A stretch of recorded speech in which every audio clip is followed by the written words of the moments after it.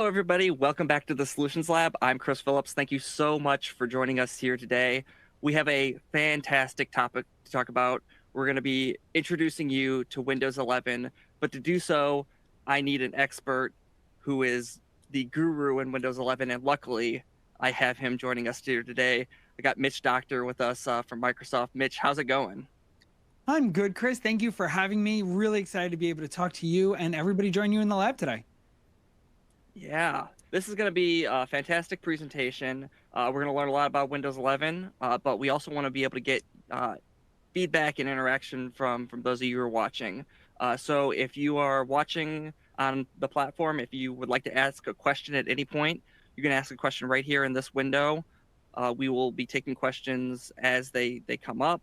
We'll be interjecting them into the conversation, and if we don't get time to get them into the conversation, we'll have time at the end of the presentation to ask them as well.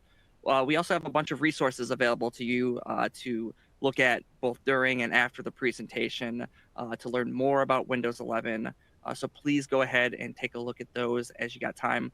We will also be pushing on some poll questions to you guys to kind of get a little bit more sense of where you guys are at with Windows 11. I'm actually going to push one out right now because I'm really interested, before we even get started, of how many of the people that are watching here today have actually just used a device using Windows 11.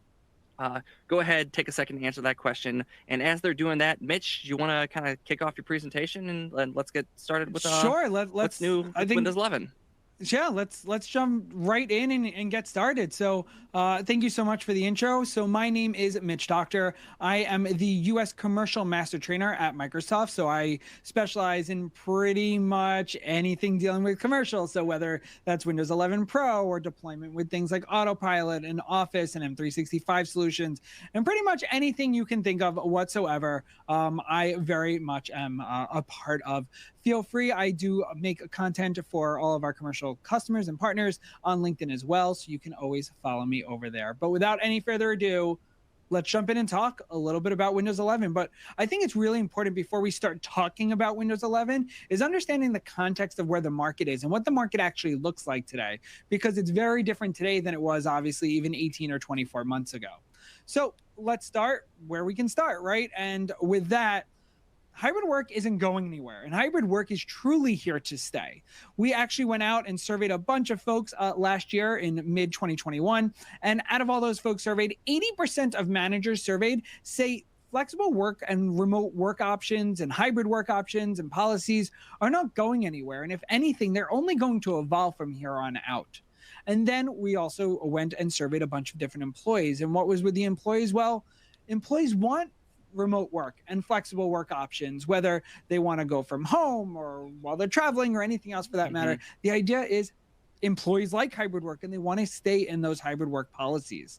And then lastly, those same exact employees were also surveyed. And even though they want to stay at home or hybrid work and be out and about and whatnot, they also still want to collaborate and they want to work with their peers, whether that's in person or some type of other end collaboration going forward. And we found that this is quite of a paradox, right? If we think about it, how can you be in person but be remote all at the same time and have these different policies where you can be anywhere? And that's where Microsoft and Windows really looked in and dug in hard to try and understand what can we do to try and better positively affect the future of hybrid work. So we did a little bit more research and there was a bunch of other studies done. And what did we find out? Yeah, we found a bunch of numbers, right? But what do these numbers mean? Well, we went out, You found numbers in a study? Hold on. Numbers in a study. Isn't that one of the most crazy things you've ever heard in your life? I know. Yes. Go figure.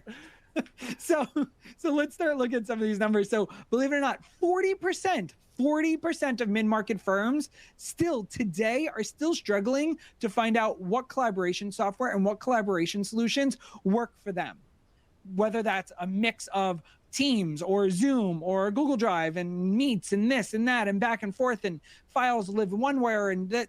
They still haven't even come to a single platform, and Microsoft went out to give tools in Windows 11 so collaboration is nice and smooth no matter where you are collaborating. Then we also found that almost 70% of small businesses say that they understand that new devices are going to increase their security and just have greater overall security. And we'll talk a lot more about security here over the next 40 minutes or so. The same group of small businesses found that their remote work options are also not going to change, right? I think we already got this, that remote and hybrid work and these remote work policies aren't going anywhere, even post-pandemic. And as we get closer and closer to what that looks like today, we've still seen that a lot of folks are maybe in the office 2 days and out 3 days, or vice versa, or once a week, or they have an in-week, out-week, right? Businesses all over are doing such different things, right? And then we'll go one step further, and we talked to a bunch of IT managers, and IT managers also believe new devices equal better security and higher productivity. So do you have something there, Chris, for me? Oh, no, keep going. Sweet. I thought I heard you. No worries. So that's great. There's a lot of information. And then you got to go, cool. What did Microsoft do with all this information? Well, we built Windows 11. It is the very first operating system truly built around the idea for hybrid work, and it is designed for hybrid work. We focused on 5 large categories to kind of zero in on how we can solve this, the quote unquote new problem of hybrid work, and how to actually turn it into a solution for businesses. Number 1 is around productivity. How do we make an operating system easy and fluent and just overall friendly and calming to use, while still being robust enough for the folks that need the most power they can from an operating system, all the way down to the folks who might just be signing in to check their email or write up a Word document. Also, we already kind of talked about it, but collaboration is key. No matter where an employee is sitting, collaboration is the name of the game. How can you keep going and talking and using the same type of projects that have always been done when you're not sitting next to the same people you used to sit next to? If you're sitting next to anybody who's maybe not your child in your own home office, right? So what are better ways to smarter collaborate within Windows? And that has also been looked into. Consistency. This is huge. How do we make sure the apps that companies have spent all their time and money developing continue to work in Windows 11? Well, we make sure that app compatibility between Windows 10 and 11 is exactly the same, because the same exact core of Windows itself is being used between 10 to 11. Not just that, but we're also adopting the same cloud management tools. So this exact same management tools that were being used in Windows 10 are also being used in Windows 11. And we went one further, where you can deploy 10 and 11 devices simultaneously within the same environment. And we're hoping this really moves Windows 11 toward just having an easier adoption rate. And then security. Security. And if you didn't hear me say it, security. Security is going to be a huge topic if it's not already a huge topic.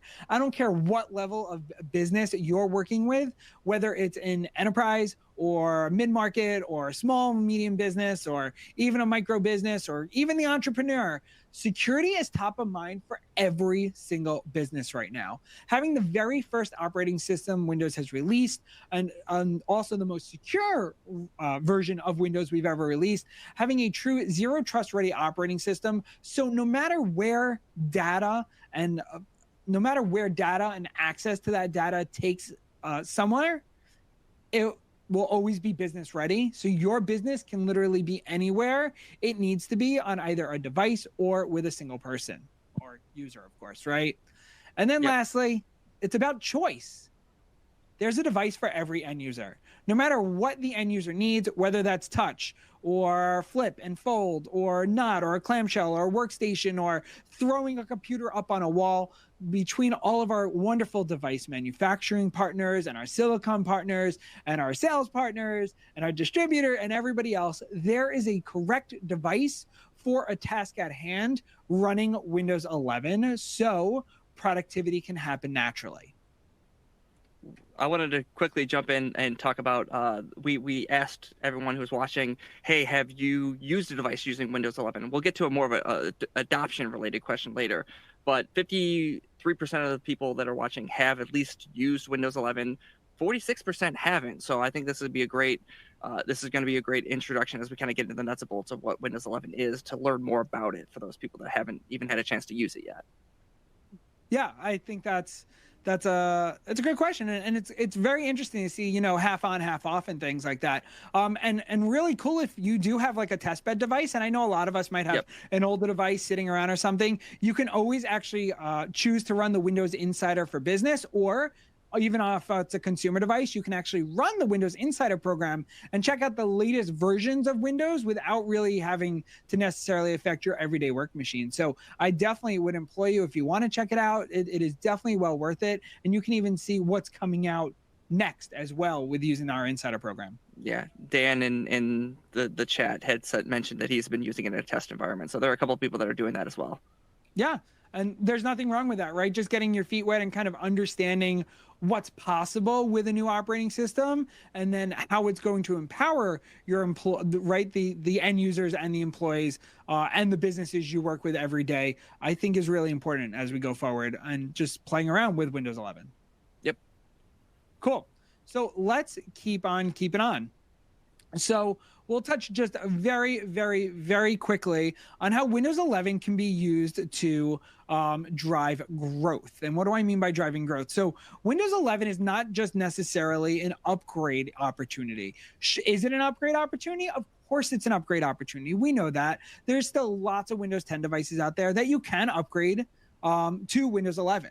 But we also know that in the commercial world, there's also lots of computers out there that are not and will never be capable of going to Windows 11. So Windows 11 is truly looking at a device refresh and upsell instance, as well as obviously an upgrade instance. And there's a couple different ways along with going with new devices, whether that's new subscription and revenues or cloud-based deployment, which we'll talk more about later, as well as how that zero trust ready security really builds on what used to what is kind of older and what is coming out now. So let's talk about this a little bit. So what do we mean by device refresh? Why is it device refresh? Well, yes, touch pen, better collaboration features, right, with high definition built-in video cameras and webcams, or high definition and directional microphones.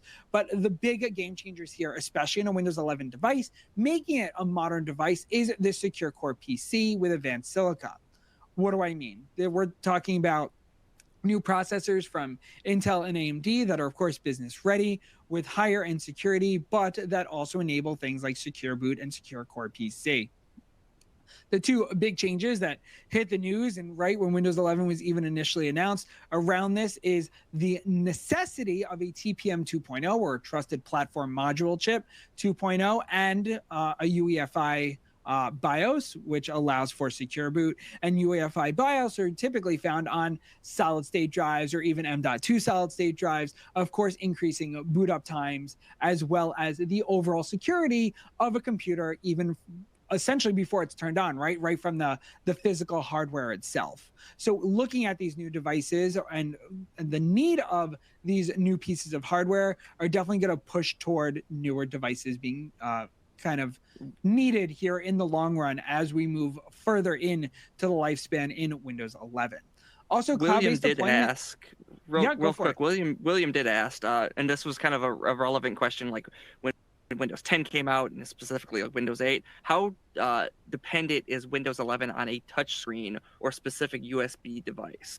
Yep, not at all. A Windows 11 device can work completely without it if you want to. I personally I'm talking about a multi-monitor, full-blown desktop setup that I'm coming to you from on right now. I don't have any touch capabilities, and Windows 11 still runs everything for me flawlessly. And I'm running a regular business version, or Windows 11 Professional. You do not need a touchscreen, but the idea is now specifically, if you do have a touchscreen, Windows 11 will adapt to that as you use your touchscreen. And the AI behind that, and in Windows 11 is, say you're on, I don't know, maybe you're on a partner device, maybe like I don't know, something that's a 2-in-1, right? Flip and fold. Yeah. As you flip and fold it, Windows 11 will literally transform itself. So the taskbar will increase its size and the touch points will change, where you don't necessarily need a mouse to be, pinpoint, but your finger or a capacitive touch or a digital pen, for instance. There's just the overall touch points are going to be a little bit larger and essentially transforms itself into a what we used to refer to as a quote unquote tablet mode. That doesn't exist anymore. Just Windows itself and the AI behind that really transforms into using the device the way the end user needs it to work. Thank you so much, William. No, of Thanks you course. for that answer as well. You're welcome. All right, let's keep going where we're going. So cloud-based deployment. Great, you get all these new devices, and you have customers super psyched about new devices and what it can do for their end users and their employees and empowering their business. How do you make it real for them? How do we make sure those devices get out to them? This is where cloud-based deployment works. And what's so great about cloud-based deployment is that if users already have seats of, say, Microsoft 365, and they're already using digital deployment or cloud deployment, they can continue using exactly the same tools they're having, because the same familiar tools of 10 are also shared in 11.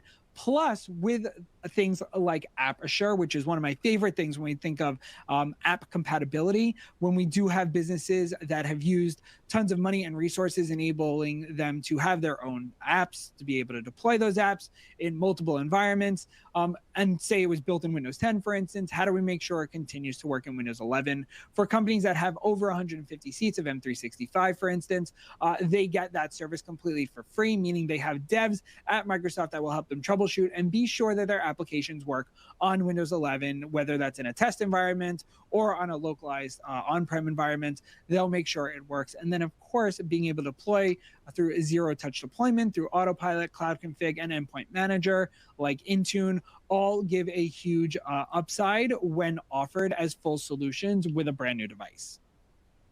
Awesome. Then the last part of this is zero trust ready identity and security services. Windows 11 has the built-in security. All security is on by default for the very first time. Sure, can it be managed, and can an MDM or a mobile device management software like Intune control all of that? Absolutely, it can. But the idea is it's zero trust ready out of box, along with things like the Microsoft Defender at the endpoint and compliance services, all being built in to a single dashboard and a single pane of glass to be able to manage these security experiences literally from anywhere. And we'll get into a lot more of that here in a little bit.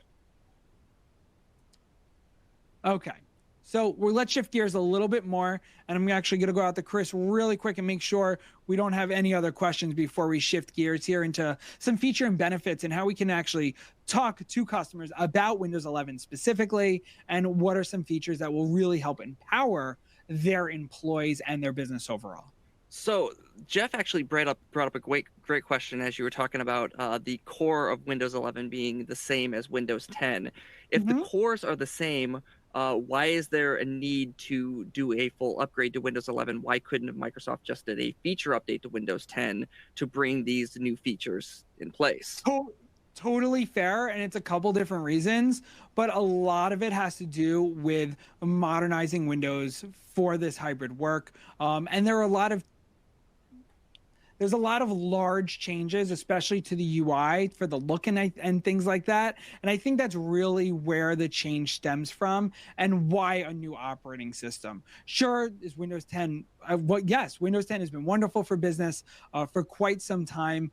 But again, going to a new OS that also kind of reinvigorates what is necessary of our new modern hybrid work. It needed a new operating system to meet those needs. But on the other side, the idea about consistency, which we already kind of talked about, how can we make sure a new operating system is able to fit in and seamlessly integrate? That we did by making sure that kind of core was the same, but really giving Windows a new look and feel and usability while still staying familiar in a new operating system. Kevin was making a comment as well that this update is available, but it does have a certain list of spec requirements. Yep. And could you elaborate a little bit more on what those spec requirements are, so people know what is necessary of them if they're looking to upgrade from 7 to 10 to 11? So the big thing, and I just had it on screen. I can actually, give me 1 sec. I will go back to it and bring those back up for you guys here in 1 second. As I will go back. There we go. You guys should see that back on screen. So these are the minimum system requirements. Obviously, a 2-core processor and a gigahertz and 4 gigs of RAM, HDR, DirectX 12 for video. These things are all pretty standard, and most Windows 10 devices were able to do that. But the two kickers is one, the trusted platform module, that TPM 2.0 chip. That's number one. And the other one is UEFI, is a type of BIOS that is found on newer type of hard drives, whether that's a solid state or an M.2 solid state, or even some hybrid drives, meaning some hybrid spinning drives that might have an extra bit of kind of memory on it, might be able to support UEFI. But the idea is those two are the kickers that, Windows devices that are maybe 4 years old and maybe were new around Windows 10 most likely don't have these necessary pieces of hardware. And they are necessary because TPM 2.0 guarantees the zero trust security that we're talking about, and what's hybrid work and what's modern work without being able to secure your data from absolutely any endpoint whatsoever. So it's a huge necessity when we talked about a new device, and also secure boot up and being able to integrate the new processors along with that TPM 2.0 is why we're looking at the new BIOS, or that UEFI BIOS. Cool. Sandy, I hope that kind of also answered your question. Sandy was asking if you have a new Windows 10 device, it's fully upgradable to Windows 11. Is that correct? Is there any exceptions? And I think so. If those you're specs buying would be the exceptions. So say if you're buying a Windows 10 device today, meaning it hasn't been upgraded and maybe it's from the last year or something like that, 99.9% of all the Windows 10 computers that are still available for sale, and I say 99.9% because there are one or There's two. always exceptions. Yeah. There's always an exception out there. They're typically like the low cost. There might be like one or two low cost EDU devices or something like that. That might be that exception. But yes, they're fully upgradable, which means if you still have a Windows 10 device in your inventory that you're looking to get to a customer, you can do that. But I will also lead you toward this. If customers are looking to go to Windows 11 and maybe they already have a Windows 10 environment, are there scenarios and options where a downgrade is necessary? Sure. Do those exist? Absolutely. But that would be by obviously a case-by-case basis. Cool. We got more questions, but I want to keep on rolling with the presentation because I feel like you'll answer some of them as we go. Love it. Cool. So let's talk about why Windows. Let's talk about some feature and benefits that are going to really make a big difference here. And I think that's really important. You'll see everything we're going to talk about has to do with kind of the core pillars that we just were chatting about earlier. So first, let's look at productivity and what kind of changes to productivity have happened, not just have happened, but that are truly there to empower the end user. First, Microsoft made a lot of investments in just pure research, especially when it came to Windows 10 and Windows 8 and different ways that users use devices. And we found that we wanted Windows 11 to be really powerful for productivity, especially mobile productivity. However, at the same time, we found that users using Windows 10 had a huge cognitive overload. So we have user labs at Microsoft, and we literally threw users in front of operating systems and different manipulations and things. And we found that users get fatigued just by sitting at a computer all day. And that's what a lot of us have been doing, right, in hybrid work or sitting at our home offices is sitting at our computers and thinking, I want this window here, and how do I get this done, and how do I make this easier, and how do I do this, how do I get that, and how do I get the right layouts, how many screens do I need? Yeah, it sounds like I'm rambling because that's what happens, right? We kind of ramble in our head as we're working. And I can't even think of how many times you're sitting and it's not like you're physically doing anything, and then at the end of your day you feel so fatigued because your brain has been worked so much. The idea was to decrease that level of cognitive overload. We did that in Windows 11 by a couple things, by improving focus and making things simpler and a bit more intuitive. Yes, that absolutely starts with what you see above me by centering that start menu and the start button. Yes, you can absolutely make it familiar if you want to. You can always throw it back over to the left-hand corner. But the idea of having it centralized, and personally I love it, especially because I use multiple monitor setups, is it's always in front of me. I never have to look for it, no matter what monitor I'm on. Or say I do have colleagues who use the ultra wides, right, the 32 or the 34 inch. Like imagine going like this to the bottom of your right monitor every single time, rather than right in front of you where it would kind of naturally make sense. So effortlessness, I think, was really important. Also, obviously, a lot of the UI, everything was rounded, right? No more sharp corners or anything. The idea, it's softer, it's decluttered, while still being able to personalize absolutely anything without the necessity of, say, those tiles all over the place, right? So they are just the applications and the taskbar. And you can make everything as clean or as busy as you want. That makes it work for you. And then it's still coherent. Why? Because your apps and the OS and everything continues to work together even more so with things that you might use, like Teams, for instance, that is as both a built-in version as well as a Teams for Business version. But at the end of the day, it still feels like Windows. And I think that's really important, is that it's still familiar and you can easily get work done by hitting that start menu or the start button on your keyboard and start typing and using type to search and literally pick up right where you left off without really having to think about it, or really have that learning curve. But I do want to highlight three big productivity changes here. Yes, you're going to go, Mitch, Snap isn't new. That's been around since Windows 7. You're right. It has been, right? Since 7 and then 8 and then in 10. And Snap is the idea of putting windows easily next to each other. We used to have to drag them. You had to drag them to a certain portion. So in Windows 11, we introduced something called Snap Layouts. So Snap Layouts are really, really incredible, allowing you to arrange multiple windows across multiple screens very, very quickly and easily using the power of Windows 11 and AI by hovering for literally a split second over the maximize minimize button on a window. You'll see you get all these different layouts. Not only do you get the different layouts, but you'll get different layouts depending on your screen sizes and your screen setups. So someone on an ultra wide will have different choices than, say, someone using a 24-inch 1080p monitor, which is pretty excellent. And then we went one step further, is once you have the layout that is your favorite and you love and it works for you, it's now automatically grouped for you, meaning you can minimize and restore an entire group in one fell swoop. And those groups will stay on one of your custom desktops as well. And I think that is also really cool, where you can have custom desktops for maybe different tasks or different things that you use on a Windows computer. So I professionally, I'm a trainer. That's what I do. And this is one of the things I do, is I get to do wonderful live seminars with our customers and our partners. And you're going to go, great. Guess what? I have a desktop that is completely clean with nothing on it, that all I do on it is present what I'm doing now. I have another desktop that is full of 10 different PowerPoints and projects I'm currently working on. There's no chance of you ever seeing that because I'm on a different desktop. And then I do all my own video and content creation and stuff like that. I have that on another desktop, completely separated. So I can really compartmentalize my tasks and my work and really stay focused on what's important most to me at that time. And of course, you can keep adding, and depending on how powerful your computer is, there is no real technical limit to custom desktops. But again, completely depends on the power of your device.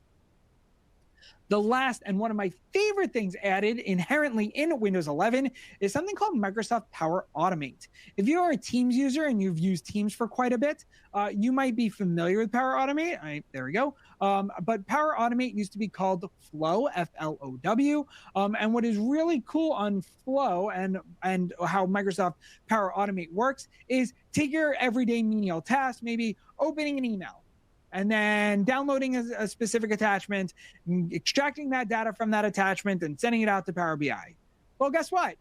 You don't have to do that ever again. You can physically set up, even with a step recorder, if you wanted to, a specific workflow that will work every single day. And that's connected to Azure and Edge and all of your Microsoft 365 applications, and truly automate workflow every day for you with little to no code necessary. So it is pretty incredible the way that works. All right. So let's talk about smarter collaboration, because we talked about how important it is to be in touch with those that you work with every day. So what does this look like? Well, because online meetings are so typical nowadays, it's important to make sure you hold everybody's attention while also eliminating background distractions. And I think one of the coolest things is built into Windows 11 is automatic noise cancellation to whatever open microphone is being used in whatever communication platform you're in, not just Teams. But if you are using Microsoft Teams, it goes one further because it's not just noise cancellation of your microphone, but it's actual background cancellation, meaning automatic blurring effects in Teams is possible when tied into Windows 11. So if someone just say crosses behind me or the dog's barking and everything, all those things are automatically taken care of by Windows 11 to reduce distractions and make what's most important in a meeting important, you. But we'll go one further. How many times have you had 6 different windows open and you're in a meeting in Teams or Zoom or wherever you're taking meetings and you need to go unmute yourself quick, or the dog's barking and you want to mute yourself, but you can't find the Or mute you have button. a 3-year-old that might be screaming about Paw Patrol two rooms I have down. my 4-year-old and my 10-month-old is going off in the other room that he wants his snacks, right? Like this is real life for us, right, Chris? So how can we get to that mute button quicker? Oh, wait, which program am I in? What's the shortcut to mute? I like, oh my goodness, and every program has a different shortcut. What if I can literally go down to my taskbar and click one button and mute my microphone everywhere? Literally everywhere, or unmute myself everywhere. That is possible in Windows 11. And we'll go one further when using Microsoft Teams. Sometimes Teams is could be cumbersome, and I understand, especially when you're sharing content. Do you want to share audio? Do you not want to share audio? How many of you have totally shared your screen and you're showing your desktop that is probably you, your kids, and your dog, and it's something silly but not exactly professional, right? Chris, I'm sure it's happened to you as well. I know it's happened to me. Yeah. Yeah, I mean, it's what happens, right? But the idea is being able to automatically share straight from your taskbar and share the correct window in the correct way is literally as easy as hovering and hitting share window now. And it is that easy now. Yeah, it's one of those things where it's always been, especially like if you're a person that uses multiple collaboration platforms, Teams, WebEx, Zoom, to figure out which window am I just showing my whole desktop? Am I showing just this program? Am I showing the right program? Because I have 4 Excel documents open. Which one am I actually showing? Is it this one? Is it that one? Like, you know, and then, my numbers aren't boring enough. Now you have to let me find the right numbers. Right. And then, you know, Chris and I probably have 3 screens in front of us. So wait, am I sharing the right one? Like, are you seeing my production screen? Are you sharing the correct screen? And like, it's something we as you know, for professional, you know, educators and presenters, we deal with every day. But, you know, just in general, just we want to make sure the focus of a collaborative meeting is the information and the person. And this is allowing us to do that and truly empowering those in order to have better collaboration, specifically using Windows 11. So does that screen, and this is a question from Sandy, is that screen share feature work in other platforms like Zoom, or is it just exclusive to As Teams? of right now, that screen share is for Teams. Okay, but the microphone thing will work in all platforms. It will work right now, right? Okay. And what the platform we're using isn't even a program. The platform we're using is web-based. It will still work. Nice. Which is pretty incredible. Yeah, and is the main reason why when that feature came out in the Insider program, I lost my mind, because like, okay, this is the reason why I'm going to just switch my devices to Windows 11, because the exact scenario of, you know, I'm a professional and I can't find the mute button, or I can't figure out how to unmute myself. And you know, we've all been in a meeting where you're muted, Chris. You're muted, Mitch. You're muted. You're like, wait a second. Yeah. There was a comment that came up. It was for me, every time there's a new version of Windows, it takes 1 or 2 more clicks to get the same thing done as the previous version. What has Microsoft done with Windows 11 in terms of the user experience to kind of make sure that users aren't constantly looking for features that they used to be able to know, and now that feature has moved places and they have to go searching for it again? Yep. So when you find a feature once, you can put it right on the start menu. Literally anything. Documents, features, settings, programs, apps, any websites, right? You could put your website shortcuts. Literally anything you want can go on that start menu now. So when you hit start, that will constantly roll. You can literally put anything you want on there, even, again, an individual setting. And then if you're looking for things like accessibility tools or Wi-Fi and whatnot, those things now living on the quick access setting on the taskbar. So if you go to the taskbar and all the way on the bottom right, like where your Wi-Fi is, and you click it, that's our quick access tools. And all of those things are one click away. And guess what? You can personalize that as well for the tools that are most important to you. So once you get that personalization, you get it. I'm not saying that you don't need to do a little bit of work to make it work for you. That's the idea of personalization, right?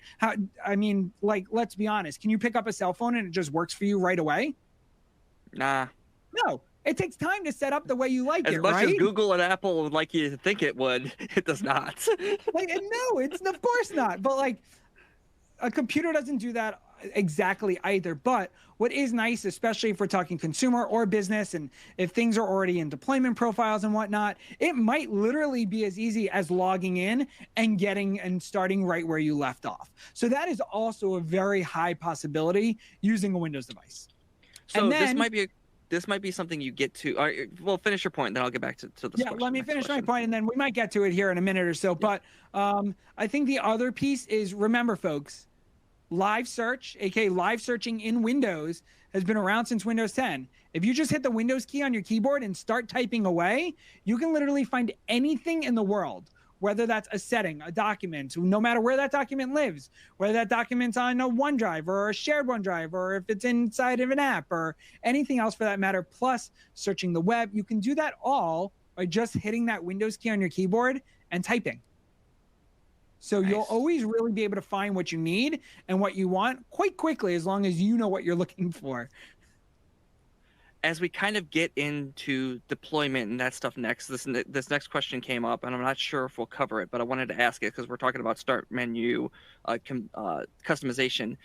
Yep. When you're deploying a fleet of Windows 11 devices, can you customize that start menu for all the devices, basically giving everyone in that fleet the same start menu? Okay, cool. Absolutely. You can have that as part of the deployment profile, not just the apps, but how they might lay out on the start menu, whether an IT manager wants to not allow you to edit out the start menu or be able to personalize it, right? An IT manager and IT teams can make all of those decisions in either deployment and then even after the fact through Intune and endpoint management.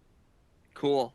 Let's get into the IT side of things here with Windows 11. Yeah, absolutely. So, and I think that's really good when we talk about consistency of IT and how that kind of all plays together. So let's go ahead and jump in to Windows 11 deployment and endpoint management and how that kind of all works together. So Autopilot is what we use right now for cloud deployment, right? And this is part of Windows 11 and Windows 10. They need pro devices essentially, but let's just kind of jump in. If you remember the old way, and feel free to raise your hands, and I might admit that I've definitely done it once or twice, but the old way of setting up computers wasn't the easiest, especially when we look at different profiles. You have one master USB, and then you have other USBs for every individual profile. And then you have to update that same USB, and then you have to update all the rest of the USBs. And then you're trying to plug them all in and upload, or it's all coming from the server, and they all have to be plugged into the network all simultaneously. And it, and it has to sit on an IT desk. Did you know, Chris, I know this is a crazy number, on average to deploy a new device or redeploy a new device or re-image and redeploy, on average takes 4 hours per device for an IT, for an IT professional. Sense. That adds up. That's right. 4 hours. I've never had it like really go 1 hour, so that sounds about right. 4 hours, right? So what if you could send a device straight to the end user, not the company, straight to the end user. They open a brand new device. They log in with their company credentials. The device provisions right in front of them, whether that's minutes or hours, of course, depending on whatever that user's network capabilities look like. And the device is productivity ready, done. Mm-hmm. That's what modern Windows deployment looks like, powered by Microsoft and Windows Autopilot. Windows Autopilot is a cloud-based deployment tech for Windows 10 Pro and 11 Pro devices. And what it is truly enabling is the deployment and configuration of devices over the internet, like we kind of just talked about. All this is done through the Microsoft Partner Center from say, the seller point of view. Hold on, we've got MSPs in chat that are complaining about the 4 hours. They charge for that time. That's money for them. Wait, What? So, You're so taking we'll go money back. from them now by making things Yes. better. So you're making money now in service. So the idea here is you can do the deployment profiles and getting all the numbers and the IDs and the CSV files. And then you can even offer to manage the entire autopilot experience. You can also offer pre-provisioning if you wanted to. There's a whole other step. So instead of sending the sealed device to the end user, it can stop at your IT desk. They can hit a couple buttons to auto provision it, then send it out. You can charge for all of those things. Yeah.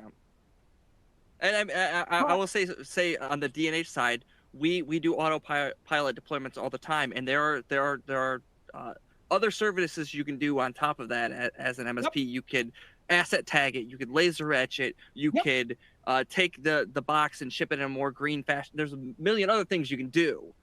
Yep. We're just saying you don't have to sit in front of a computer for 4 hours doing deployment.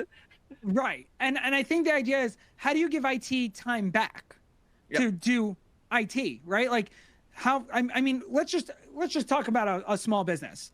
They're buying 100 new devices, and a small business has, I don't know, what's your average IT on a small business? 3 to 4 people? Maybe on a good day? I don't know. But let's talk about 100 devices. We're talking about 400 hours of time. 400 hours. IT's time can definitely be spent on things that are not nearly as minute. And I don't want to call it simple-minded, but deploying a device is not that difficult, but it's very time-consuming. So Kevin brought up a great point. We're talking about all this way to deploy things and utilizing the cloud. What about people that don't have the network strength that is feasible to use the cloud for deployment yet? Is there still a path to do things the old-fashioned way? Sure, and those are different services, right? So like if you wanted to do stuff the old way, you can still offer traditional setup if you wanted to. Absolutely. Okay. But the idea is, with so many remote employees, how do you then manage those remote devices? It needs to be shipped to you every time. So what's the downtime of an individual employee? So it can kind of go back and forth, right? Yeah. Or if a company does not want to depend on provisioning time on a network at an end user, that's great. That's a great opportunity to talk to them about white glove or pre-provisioning deployment, where you'll do all the provisioning in-house and then send to the end user. So all they have to do is literally connect to the internet and sign on, and they're ready to go. So there's a lot of different tiers and a lot of different options that you can kind of mix and manage in selling it as a full solution. So as we talk about the full solution, to equip autopilot and have autopilot, you need 3 things. Number 1, a Windows 10 and 11 Pro device, an enterprise device or an EDU device, or our new 11 SE devices for education, right? That's our K through 8 new devices that we recently announced at the end of November, an Azure Active Directory, and some type of MDM. Of course, we recommend Intune. Why? Because Intune is already included in the licenses for Azure Active Directory, and it's also all tied in. So when you use that all together, IT management is literally using one pane of glass for everything. So what does that pane of glass look like? That's where Intune comes in. So Intune is a single pane of glass, like we talked about, administration console that lives within the Microsoft 365 admin console for all of your management needs, including autopilot. Now, it can work over computers as well as mobile devices. You can deploy applications. You could deploy security certificates. You could deploy multiple deployment profiles, so different folks get different access. So let me ask you, I'll ask you this, Chris, kind of generally, because you're my audience, right? Does a frontline worker and an executive suite member need the same type of access and applications? No. Cool. Then why are we deploying the same image across all devices? Because it's easy. Right. But if it's just as easy of copying and pasting a deployment profile and making the couple changes for access, would you say that's also pretty easy?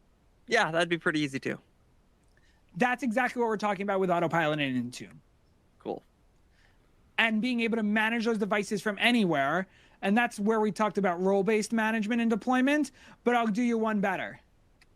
Not only does it work on PCs, but it works across iOS, Apple, and Android devices, where you can actually manage the individual devices, or you can manage the application on those devices. For instance, if somebody wants to check their company email on a personal device, you can actually have Intune equipped to do that within your, say, Azure Active Directory and network, and they will be able to sign in with their credentials and whatever, maybe two-factor authentication or biometrics you have set up for them in order to access the data. So again, no matter where company data is being accessed, it is safe and secure and always behind those veils of security to make sure that your data is your data and it stays your data.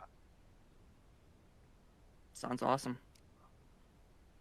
Just a lot of people interested in whether the out-of-the-box experience for Windows 11, because we're talking about deployment, whether you're using Intune or Autopilot, So, whether it requires internet at all, requires internet just for general deployment. If you're using Autopilot for deployment, it does require an internet connection, yes. Okay. Right? Because it's all cloud-based. So yes. It requires the connection to internet. What if you're just starting a Windows? You bought a Windows 11 device and you're opening it up for the first time.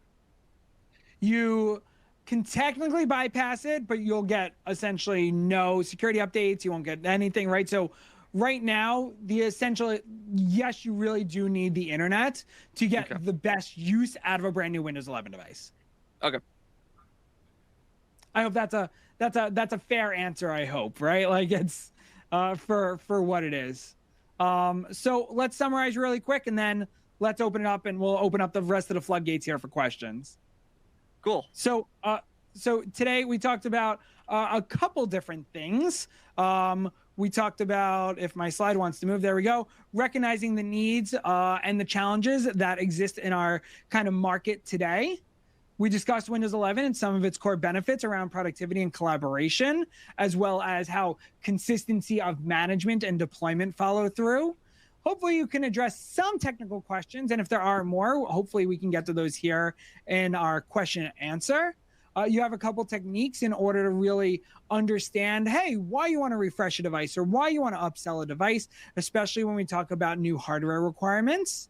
They are be able to better understand and talk about Windows 11 while using some of these touch points. And then lastly, being able to discuss modern deployment and endpoint management for hybrid work and how all of that also fits together.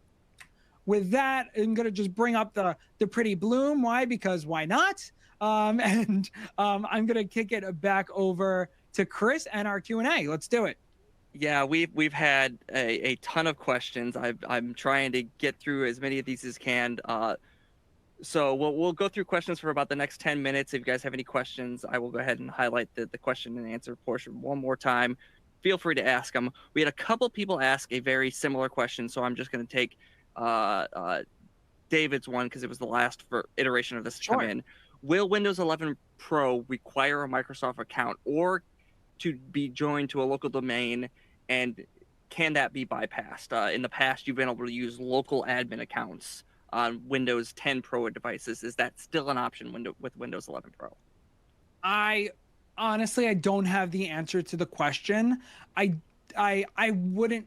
So I'm not going to exactly answer it. I don't see why that change would take place. But again, for all the modern stuff and everything we've talked about, you're not going to get the extra bit of security. You're not going to get the AI and other things that work and the blurring and all of those things. You're not going to get any of really those new features that are so important to businesses today, especially around security, without having some type of account associated to the device. So, and I can speak from my personal point of view. I've done some Windows 11 devices in our solutions lab, and I believe I was able to create local devices on the Pro. Absolutely cannot on the Home. I know that much for certain. And there are a couple people, Joe and Kevin, are saying yes, you can on Pro. So I think local users can be used in Pro, not Home. Makes a lot of sense. I believe those local users do have to be able to join. Do a domain join though. Yes, and on the home side, they are required some kind of email connected to the device somewhere. Yeah, on Does it have? consumer, It has to. absolutely. Correct. All right. Sandy asked, how or is Microsoft offering free upgrades for Windows 11? If so, I'm going to add to this. How long do they plan on doing it? I know from 7 to 10, there was a limited time. Is it going to be similar from 10 to 11? Yes, the upgrade from Windows 10 to 11, as long as you have an eligible device, meaning eligible meaning compatible device with the minimum requirements, especially the two we talked about earlier, is completely free, and there is no end date. So right now, planning to do it indefinitely. If you have a Windows 10 device, Windows 11 upgrade, the upgrade is essentially I don't want to say it's a large feature update. It is, but it's not. But right, but because it's all in the same core and everything, you're not. It's funny to say, right? But yes, it's an indefinite possibility to upgrade as long as your device is compatible and eligible. But like I said, in the commercial world, I know for a fact there is a very, very, very, very large percentage that are not. There's a lovely young lady, Jen, who works here at D&H, who made me a bet that Microsoft would at some point start charging for Windows 11. I bet her $5. I want my $5 now. So tell her you want your $5. I want my $5 now.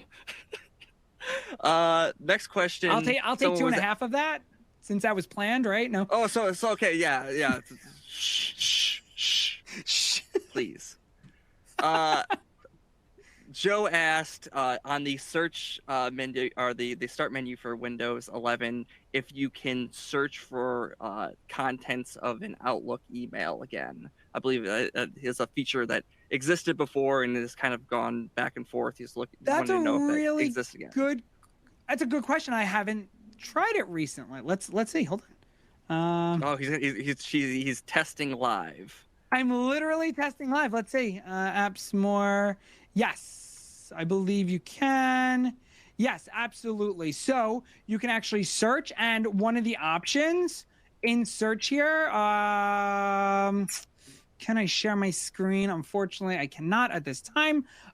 So one of the options is being able to, you type in your search, and then one of the headings says email. So you can click email, and it will search through your email. It does work, yes. Cool. I went and pushed a poll question out to the audience real quick if they are planning to upgrade their primary device to Windows 11. Yes, no, but soon. And if you're still just kind of waiting to see how things play out. Eventually, it might sound, I don't know how it sounds, almost authoritarian. Eventually, at some point, you have to upgrade. That's the reason there's no one on, shouldn't be on XP anymore. So at some point this is going to be the iteration of Windows that we are all on. My question that just came up is for those who are on 32-bit versions of Windows, is there going to be a 32-bit option for Windows 11? No, there's no 32-bit option for Windows 11. However, apps can run in legacy modes, even without having to run a virtual machine. Okay, so you do not need to run a virtual machine to do that. Nope. You can install them and run them in a legacy mode, which is actually was available on Windows 10 as well. For the record, on screen, I am trying to show real quick. You'll see all I did was open up Start. And then I went to type the search, and you hit more and email, and this will allow you to search your email. So you'll notice it's email : and then whatever your search term is. All right, cool.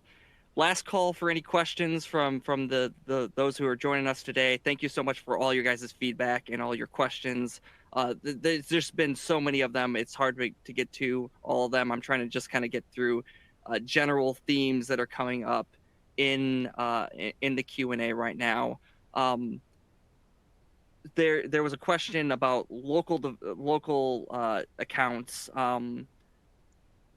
So does that mean if you create a local account, which you are able to do, can you add a security question like you were able to in Windows 10? Yeah, I would imagine that would probably still be the case. Yep, absolutely. Okay. Um, Uh, and I do see a question here about, can Windows 11 run offline? Yeah, and it can be completely installed with system builder licensing and whatnot to run offline. Yes. Just remember that if you want security updates, you might want to connect it to get those updates and then disconnect it again if you needed to, or if you need to keep, say, if you installed an Office license or something onto that, say like a perpetual license, you would have to connect to get your security update and make sure your license is connected every 60 days, I believe. But yes, it can completely maintain itself offline if necessary. So the results of that poll question, about 27% of people are already using Windows 11 on their primary device. 22% are looking to do it soon, and about half of people are still kind of playing the waiting game as it goes. For those that are still playing the waiting game and have watched this entire presentation, what would you say to those people that are still playing the waiting game from going from whether it's 7 to 11 or 10 to 11? Um, I think the best thing, do it. just do it. Just do it. Just do it. I love it.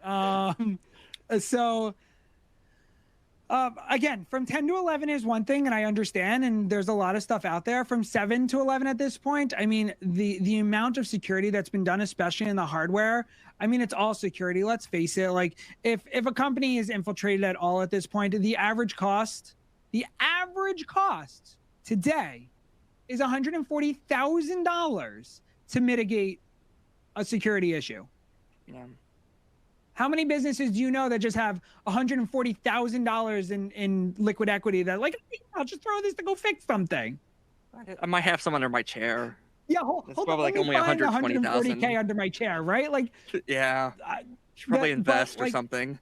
And then the amount of ransomware, and then if we even talk about public sector, and then it's just, the attacks are constant, whether it's through phishing or any other thing for that matter. And at the end of the day, like, let's face it, end users like you and I, we're the biggest hole in security, right? So Yeah. if we're using Windows 11 and we have devices that are secure, with the hardware secure, and everything is virtualized based security from the get-go, and then we're using two-factor authentication and biometrics with single sign-on, so that the data being accessed can only be accessed by that single person across multiple devices because they've authenticated that, your data is that much more secure because you can throw passwords to the wind because they don't matter anymore. Yeah. That is the ideal security, I think, framework that we're working with. And Windows 11 is predominantly set to do just that. Right. And my thought is just from kind of a distribution level, who someone who runs just tech lab and things of that nature, your Windows 10 does have an end of support date. I believe it's 2025. It's not tomorrow.